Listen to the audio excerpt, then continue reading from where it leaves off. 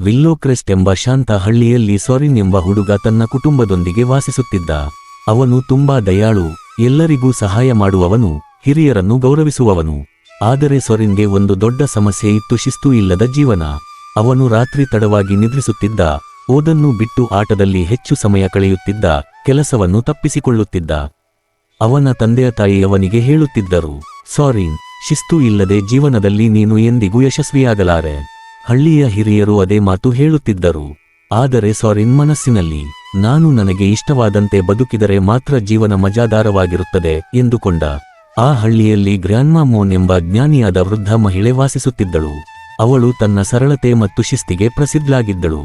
ಒಂದು ದಿನ ಆಟವಾಡಿ ದಣಿದು ಸೊರಿನ್ ಒಂದು ಮರದ ಕೆಳಗೆ ಕುಳಿತು ವಿಶ್ರಾಂತಿ ತೆಗೆದುಕೊಳ್ಳುತ್ತಿದ್ದ. ಅಲ್ಲಿ ಗ್ರ್ಯಾನ್ಮಾ ಮೋನ್ ಮಕ್ಕಳಿಗೆ ಪಾಠ ಹೇಳುತ್ತಿರುವುದನ್ನು ನೋಡಿದ. ಅವಳು ಹೇಳುತ್ತಿದ್ದಳು, ಶಿಸ್ತು ಎನ್ನುವುದು ಅತಿದೊಡ್ಡ ಶಕ್ತಿ, ಅದು ವ್ಯಕ್ತಿಯನ್ನು ಮಹಾನ್ ಮಾಡುತ್ತದೆ. ಸೊರಿನ್ ಯೋಚಿಸಿದ, ಶಿಸ್ತು ನಿಜವಾಗಿಯೂ ಹಣಕ್ಕಿಂತಲೂ ಬುದ್ಧಿವಂತಿಕೆಯಿಂದಲೂ ದೊಡ್ಡ ಶಕ್ತಿಯೇ?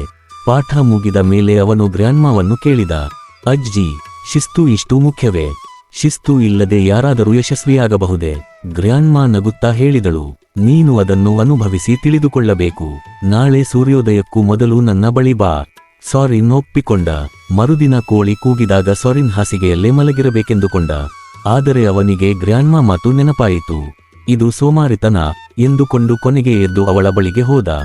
ಗ್ರ್ಯಾನ್ಮಾ ಹೇಳಿದಳು, ಸೊರಿನ್, ನೀನು ಇಂದು ಸೋಮಾರಿತನದ ಮೇಲೆ ಮೊದಲ ಗೆಲುವು ಸಾಧಿಸಿದ್ದೀಯಾ. ಇದೇ ಅತಿ ಕಠಿಣ ಯುದ್ಧ.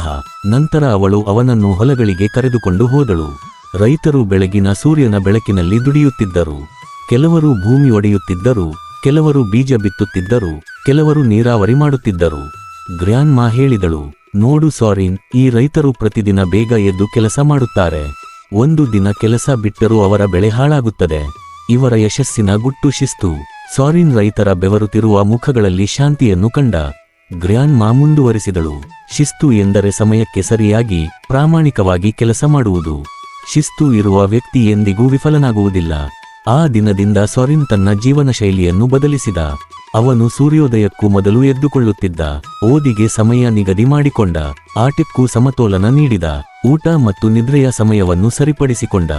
ಆರಂಭದಲ್ಲಿ ಅದು ಕಷ್ಟವಾಗಿತ್ತು. ಅವನ ಸ್ನೇಹಿತರು ಅವನನ್ನು ನಗಿಸಿದರು.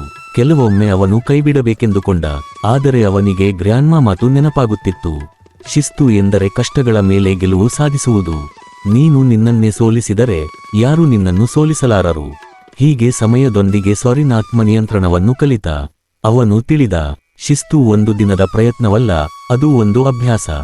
ಗ್ರ್ಯಾನ್ಮಾ ಆಗಾಗ ಹೇಳುತ್ತಿದ್ದಳು, ಒಂದು ನದಿ ಪ್ರತಿದಿನ ಕಲ್ಲನ್ನು ತಟ್ಟುತ್ತಾ ಕೊನೆಗೆ ಅದರಲ್ಲಿ ರಂಧ್ರ ಮಾಡುತ್ತದೆ.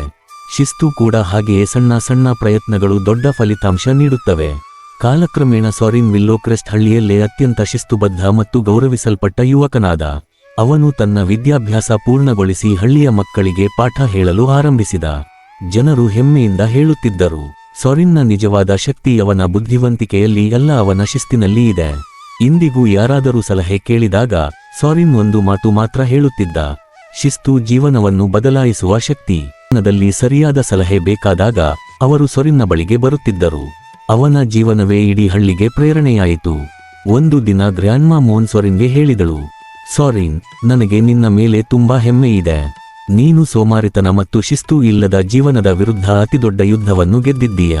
ನೆನಪಿಟ್ಟುಕೋ, ಶಿಸ್ತು ಸಾಮಾನ್ಯ ವ್ಯಕ್ತಿಯನ್ನು ಅಸಾಧಾರಣನಾಗಿಸಬಲ್ಲದು. ಸೊರಿನ್ ನಮನ ಮಾಡಿ ಹೇಳಿದ, ಅಜ್ಜಿ, ಇದು ಎಲ್ಲವೂ ನಿಮ್ಮ ಮಾರ್ಗದರ್ಶನದ ಫಲ. ನಿಮ್ಮಿಲ್ಲದೆ ನಾನು ಬದಲಾಗಲಾರೆ. ಗ್ರ್ಯಾನ್ಮಾ ನಗುತ್ತಾ ಉತ್ತರಿಸಿದಳು, ಇಲ್ಲ ಸೊರಿನ್, ಶಿಸ್ತು ಯಾರಿಂದಲೂ ಕೊಡಲಾಗುವುದಿಲ್ಲ, ಅದು ವ್ಯಕ್ತಿಯ ಒಳಗೆ ಬೆಳೆಯಬೇಕು. ನಾನು ನಿನಗೆ ದಾರಿಯನ್ನು ಮಾತ್ರ ತೋರಿಸಿದ್ದೇ, ನಡೆಯಿದ್ದು ನೀನೆ.